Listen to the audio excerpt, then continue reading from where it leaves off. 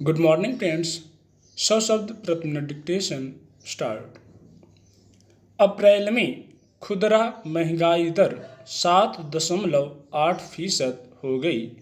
यह पिछले 8 साल में सबसे ज़्यादा है। यह चिंताजनक इसलिए है कि महंगाई दर रिजर्व बैंक के निर्धारित 6% के दायरे से पहले ही काफ़ी ऊपर जा चुकी है। हालांकि रिजर्व बैंक कहता रहा है कि यह साल महंगाई की मार में ही गुजरेगा। सबसे ज़्यादा दाम खाने पीने के सामान के बढ़ रहे हैं। रोज़मर्रा के इस्तेमाल का सामान बनाने वाली कंपनियां उत्पादों के दाम बढ़ाने में कोई कसर नहीं छोड़ रहीं। गौरतलब है कि आटा पिछले एक साल में 13% से ज़्यादा महंगा हो गया है। साबुन, शैम्पू जैसे उपभोक्ता उत्पाद बनाने वाली कंपनियों ने उत्पादों के दाम 15% तक बढ़ा दिए हैं। ऐसे में त्वरित उपभोग का सामान बनाने वाली कंपनियां कैसे पीछे रहती। मैगी, बिस्कुट, चाय, कॉफ़ी जैसे खाद्य उत्पादों के दामों में खासा इजाफा हो रहा है। अप्रैल में भी खुदरा महंगाई इसीलिए बढ़ी है कि सब्जियां 15% से ज़्यादा और खाने के तेल 17% से ज़्यादा महंगे हो गए। ईंधन की कीमतें अपनी रफ्तार से बढ़ ही रही हैं। बीते महीने ईंधन के दामों में करीब 11% का इजाफा हुआ है। ऐसे में खुदरा महंगाई कैसे नहीं बढ़ती।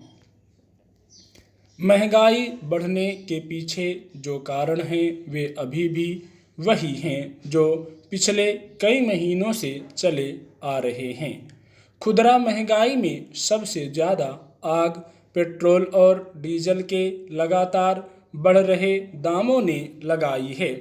अब तक यही कहा जा रहा है कि रूस यूक्रेन युद्ध की वजह से कच्चा तेल महंगा है और इसका असर पेट्रोल डीजल के दाम पर पड़ रहा है।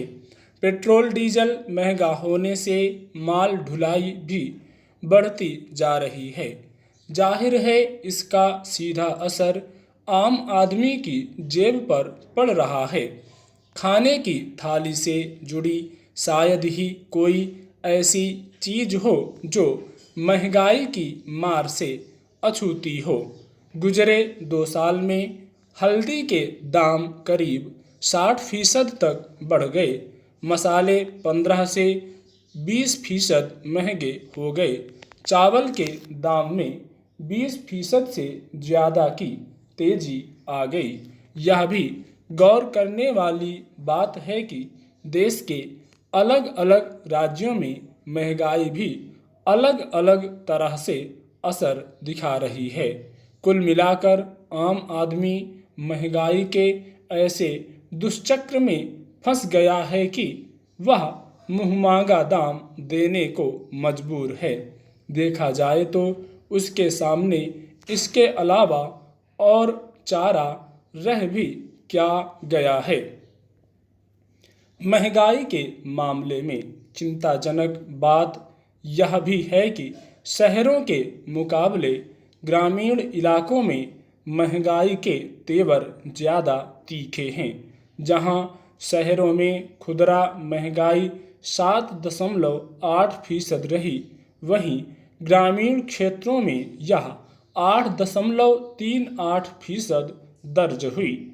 यह ज़्यादा संकट की बात इसलिए भी है कि ग्रामीण क्षेत्रों में लोगों के पास रोजगार नहीं है। आमद के स्रोत भी बेहद सीमित हैं। ऊपर से महंगाई की मार अलग।